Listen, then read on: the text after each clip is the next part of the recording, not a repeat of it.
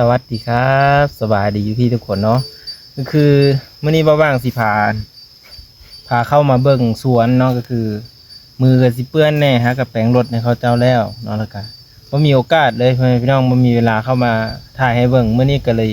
แม่ออกไปนะเนาะก็เลยว่างๆอยู่บ้านก็เลยสิมีโอกาสมา มาถ่ายให้พี่ๆทุกคนเบิ่งเนาะ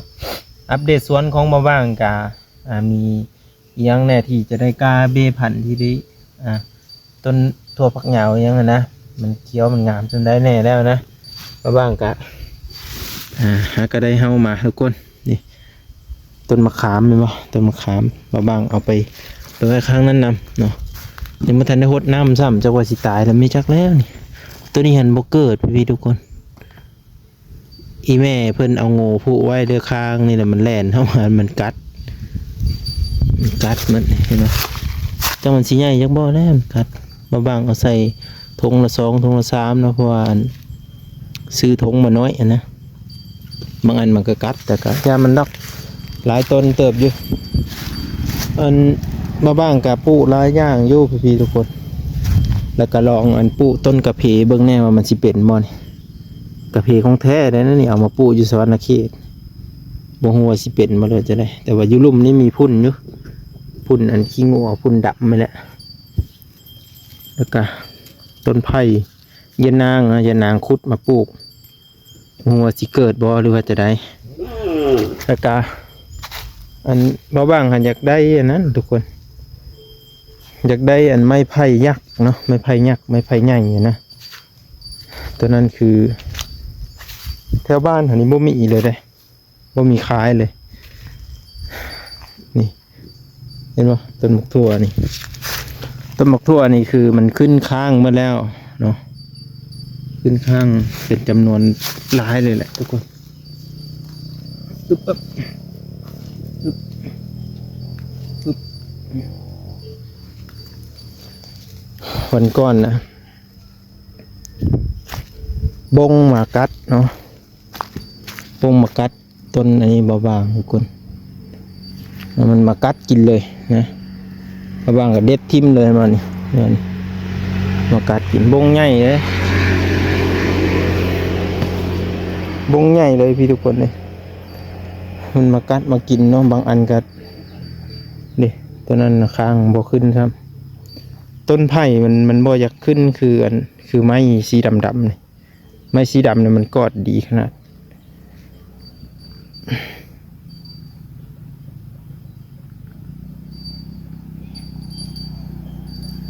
มันก็มีหลายอย่างหลายแนวทุกคนเอ้ยเนาะปลูกผักปลูกอันนี้ก็ได้อันนี้คือผักหอมน้อยนี่มันก็จะขึ้นแบบพร้อมเหมือนกับหญ้าเลยนะแต่ว่าหอมน้อยนี่บ่หลากหลายปานใดส่วนหลายอย่างหญ้ามันบ่จักออกทุกคนเห็นบ่แต่ว่าว่านหลายนะมันบ่ออกหญ้ามันออกหลายหญ้าน่ะบ่ว่านก็ออกเต็มเลยพี่ทุกคนถ้าเบิ่งอีกประมาณจักอาทิตย์หนึ่งเนาะแล้วก็มันมีต้นทิมตายนะทุกคนเห็นบ่บ่ฮู้ว่าเป็นน้ำยังนี่หากมันนี่แบบสิเลยหากมันเน่าหากมันเปื่อยเลยมันก็แห้วเขาเลยนะขนาดมันสูงขนาดนี้มันก็ยังแห้วมันก็ยังตาย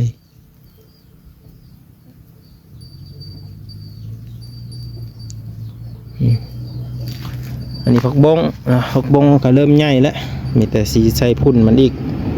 ใส่พุ่นแต่ถือว่าเขียวงามขึ้นมาเลยทุกคนปลูกน้ำหนึ่งนี่บ้านเฮาเด็ดนะแห้งออกลายนะอันนี้บ่จักงามปานใดอันนี้เป็นบ่ต้นบักทั่วประมาณนี้ต้นงามก็งามเด้ขนาดปลูกมือเดียวกันนี่วันเดียวกันเลยมันก็ยังแตกต่างกันไปจังซี่บางอันก็ต่ำๆบางอันก็บ่ขึ้นซ้ำแถวตัวนั้นบ่ขึ้นเลยแถวตัวนี้น่ะเห็นขึ้นแน่บางอันก็ขึ้นยาวพี่ยาวสุดเลยตัวทำอิฐผู้ยาวอันนี้เนาะนี่ตัวนี้บ่วางกากกสะอมทุกคนนี่ตอนแรกยังหดน้ำมันอีกเมื่อวานนี่ก็หดน้อยนึงเนาะ ว่าฝนสิตกวันนั้นไปฝนบ่ตกโอ้ยเหี่ยวเฮาเลยโอ้ตายแล้วนี่ถ้ามันสิเกิดให้จักบ่แล้วถ้ามันเกิดนี้ถ้ามันแตกขึ้นอย่างนี้เห็นบ่มาบ้างก็จะหดน้ำให้มันขึ้นมาเรื่อยๆนะทุกคนหลังจากที่มันเป็นห่ายาวแล้วบางจะเอาใส่ทงเนาะตัวนี้ว่าขันไปก้าใส่ทงมันเคยก้าแล้วเธอหนึ่งมันตายทุกคนเพราะอันนี้มันดินมันกระสีซุ่มกันหลายๆนะนี่ปลูกบางหลายอันหนึ่งได้เอามาซ้ำซะนี่แต่ว่ามาเกิดนะเกิดบางคนเอา10 อันทำแต่กระยามันแต่ก็ยังเห็นอยู่ตัวนี้คือกัน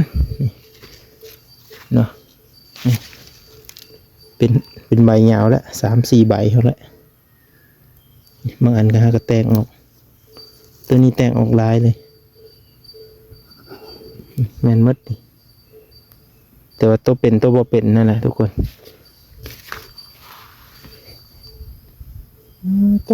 บ่ว่างพิลึกโรยดินอันนี้บ่แม่นพักบ่แม่นยังเด้อนี่หญ้านี่ไว้ให้มันยาวๆแล้วสิตัดไปให้งัวตัวนี้จะประมาณนี้เครื่องปลูกของกินของอันนี้เนาะใช้ในชีวิตประจำวันกะมะทั่วเริ่มขึ้นข้างเริ่มอันนี้แล้วเนาะแต่ยังบ่ทันได้สมบูรณ์ครับแต่ว่ามันขึ้นมานี่ก็สุดแล้วนี่สุดแล้วก็มีแต่มันสีโยงไปทางอื่นแล้วบัดนี้มันนี้บางอันก็เหี่ยวให้เงาอีลีนี่ตัวนี้สูงสุดเลยครับพี่สูงกว่าหมู่เลยตัวนั้นก็สูงมันนี้แล้วก็ตอนนั้นเอากกทุเรียนมาปลูกตายกกทุเรียนบ่เป็นทุเรียนปลูกอย่างนั้นตายทุกคนมีแต่ต้นมะเพชรต้นมะพริกนะตัวนี้ต้นมะพริกเป็นอยู่อันนี้คืออันกกไม้ฮักทับเนาะเห็นบ่ขันบ่ฮักทับกระสูงปานนั้นยังบ่เป็นมากอยู่สิได้ตัดทิ่มหมดเนี่ยตัดแล้วให้มันโป่งไม้นะมันสูงไล่ก็เอายากเห็นว่าหัวสินไข่เบาบางเต็มหมดเลยแต่อิดซื้อมานำเขา50,000บ่เบาบางซื้อเลยแต่อิดซื้อปลูกหัวข่าหัวตะไคร้นี่ซื้อ50หัวข่านี่ซื้อซ้ำนี่แหละพอดีเต็มซอบเลยเบาบางซื้อ100,000อันนั้นเบาบางอยากได้แห้งรีหัวข่านะเบาบางจัดมาเลยซื้อหัวข่าบัดนี้โอ้ตาม2 ปีแล้วนี่เห็นบ่เป็นอะไรเป็นยอดเป็นนั่งออกมาแล้วทุกคนพอได้แบบเก็บไปเฮ็ดอาหารเก็บไปปรุงแต่งอาหารได้แล้วก็กกอันนี้นี่เด้อนี่เคยกินกับลาบก็เป็นยังนี่แซ่บกกอันนี้จะเอิ้นกกอีหยังเลยใบมันเป็นแบบนี้นี่ใบมันกินกับลาบเนาะหลายเห็นPFC หรือว่าแม่ใหญ่เพิ่นอยู่ทางอเมริกาเพิ่นก็ส่งมาให้เบิ่งกกของอยู่ของกินนี่เป็นหาไม้หายาก็มีเพิ่นล่ะนี่ตัวนี้หั่นเป็นขี้มิ้นเนาะแม่เอาขี้มิ้นมาปลูกตัวนี้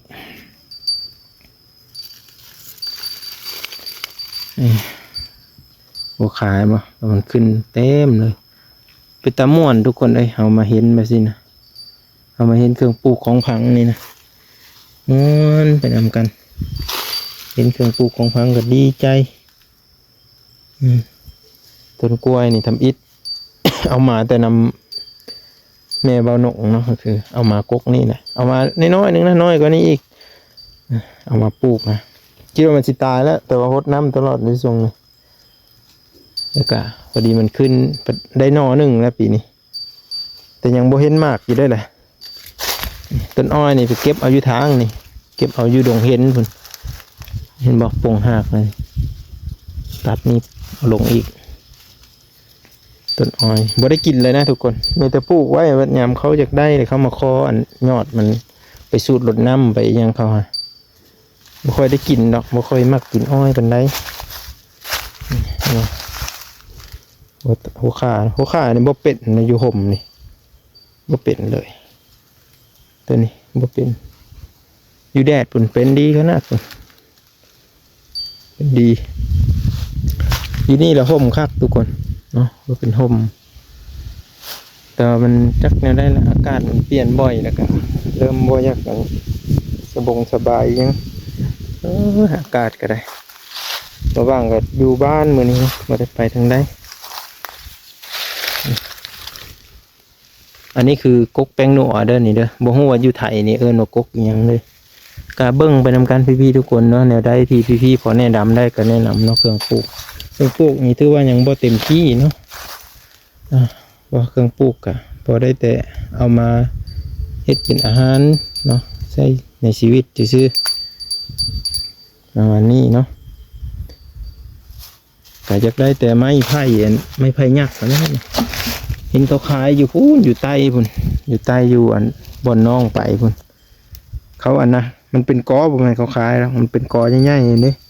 แต่บ่ฮู้ว่าสิตอนเอาจังได๋สิเฮ็ดเอาจังได๋เขาก็บ่ฮู้เฮ็ดนะคันมีขายแถวบ้านนี่บ่บางซื้อเอาเลยเพราะว่าอยากได้แฮงเนาะเพราะว่าอันซ้ำ3-4 ปีมันใหญ่ดีเด้อทุกคนบ่บางเห็นน่ะซ้ำคู่ซ้ำอันนี้จนจะซ้ำอันนี้แหละใหญ่แฮงอันนี้จะเป็นต้นขามเนาะต้นขามนี่ก็ถ้ามันติดอีกจังหน่อยมาบางก็ใส่พุ่นโอเคใส่พุ่นนี่ก็ไปมันแตกขึ้นเนาะมีแต่ฉีดยาเพิ่มอีก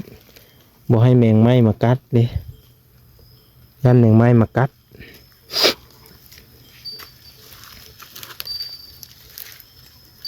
มานี่เลยทุกคนเนาะเครื่องปลูกของฝังเครื่องปลูกของฝังกับบหลายน้อยเดียวอันนี้เป็นอันกกอันนั้นเด้อกกม่วงนะผักม่วงนี่เข้าไปลวกกินแล้วแบบนอนรับสบายนะผู้เฒ่าหรือว่าแบบเข้าไปเฮ็ดลวกกินนะกกสะอมกะสำเห็นนั่นแหละทุกคนน้อยเดียวบ่หลายอันนี้จะเป็นกกหมกตองหมกต้อง3 ปี2 ปี3 ปีนี่แหละขึ้นใหญ่สำนี้ยังไม่ทันได้เอาลงดินนะนี่จากอีแม่เพิ่นสิเอาไปปลูกทางใดแหละหัวบ่มีเลยก็เลยยันงัวกินได้กหมกตองนี่ก็ได้กินมากมาแล้ว4-5-6 ปีกหมกตองตัวนี้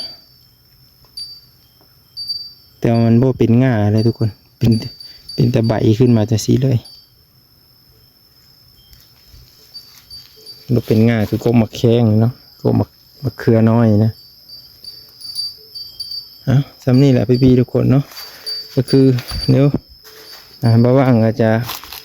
นี่นะนี่ติดตามเบิ่งตัวนี้นะนี่มันสีง่ายบ่เรือจะได้เนาะติดตามไปตรงกันพี่ๆทุกคนวันหน้าสิมาอัปเดตให้เบิ่งกับไผ่เนาะไผ่สร้างม่อนนี่ตัวนี้ไผ่สร้างม่อนเพราะว่าอยู่ไทยแนะน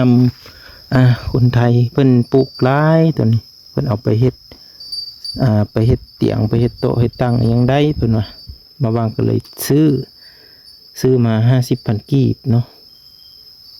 มื้อนี้ก็100,000ซื้อมา2 อันแต่มันก็แตกแหนงออกมาแล้วแต่บ่บางเอาลงบนเดียวกันยังสิได้ขยายออกอยู่เนาะตัวนี้ยังบ่งัวกินแต่เก่ามันแตกออกไปสิแหละแต่กระยามันดอกบัดนั้นมันก็ขึ้นคือเก่าแต่มันบ่ตายเนาะนี่ถ้ามันตายก็จังว่ากันซื้อใหม่เนาะไอ้บอลนี่ต้นข่านี่เป็นดอกเมื่อไหร่ได้นี่เป็นดอกมาแล้วเนาะแล้วก็นี่ผักนอกนี่เห็นบ่ผักนอกนี่เอามาบักกะลานี่ปลูกน่ะเป็นแต่เท่านี้ผักนอกนี่อันนี้เบมะเขือนี่แต่จะประมาณนี้แหละเนาะก็คือมาบ้างอันได้พาเข้าไปโซนนะทุกคนก็คือมื้อนี้ก็อยู่เฮือนคือว่าอะไรเนาะบ่ได้ไปทางใดเพราะว่าบ่มีผู้ใดอยู่เฮือนเด้คือพุ่นละถ้าแม่มายามค่ำพุ่นละเนาะจึงสิได้เข้าไปสวนอีกเนาะไปฮดในนี่แหละถ้าคนมาซื้อเครื่องก็แล่นออกมาขายเครื่องประมาณนี้ห้านค้าก็โอ้ยเดี๋ยวนี้เต็กห้านค้าหลายเนาะ2-3 ห้าน4 ห้านแต่ว่าคนซื้อแบบ แบบว่าถ้าแต่คนเที่ยวทางเอาแต่ดวงทุกคนเลยนั่นแหละบ่บ้างก็ยังอยากไปไทยนะให้อันหมู่หางานให้อยู่หมู่ก็ว่าโอ้ยงานบ่ได้ซั่นช่วงนี้แบบว่าบ่บ้างก็บ่ได้มีบัตรให้งานนะมีแต่บัตรท่องเที่ยวอันไปก็ยันตำรวจเพิ่นจับเพิ่นอันนี้นะว่าเนาะนั่นแหละทุกคนเลยก็เลยคิดยานหลายอย่างนี่แต่ก็สิตัดสินใจไปนั่นแหละถ้าเพิ่นได้งานก็คือเดินทางไปพี่น้องเพราะว่ามันอยู่บ้านน่ะมันบ่ได้เงินเนาะหาเงินยากก็คือชีวิต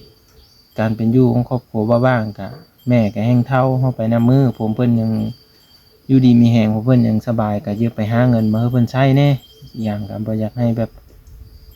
เพิ่นเฮ็ดเวียกเมื่อยนะทุกคนให้เผาแต่ห้านยามเครื่องมืดก็ไปซื้อเครื่องก็ยังไขเด้แต่ถ้าว่าไปหาคุดนั้นหานี่ก็เริ่มแบบพักผ่อนบ่เพียงพอก็เมื่อยเนาะคือแต่ละวันก็เราก็ไปหาการเครียดก็ได้วันละ20 บาท30 บาทสูงสุดเท่านั้นก็เฮ็ดให้แบบมันก็บ่พอกินบ่พอใช้อะไรทุกคนเลยเนาะก็เลยสิตัดสินใจไปคือจังซั่นแหละถ้าว่ามีงานก็คือไปถ้าว่ามีงานก็คือเดินซ้ายถ่ายคลิปแถวบ้านนี่แหละเพื่อจะได้กับฝากพ่อพี่น้องเด้อเนาะท้ายสุดและติดตามให้บ่บ้างเด้อเนาะ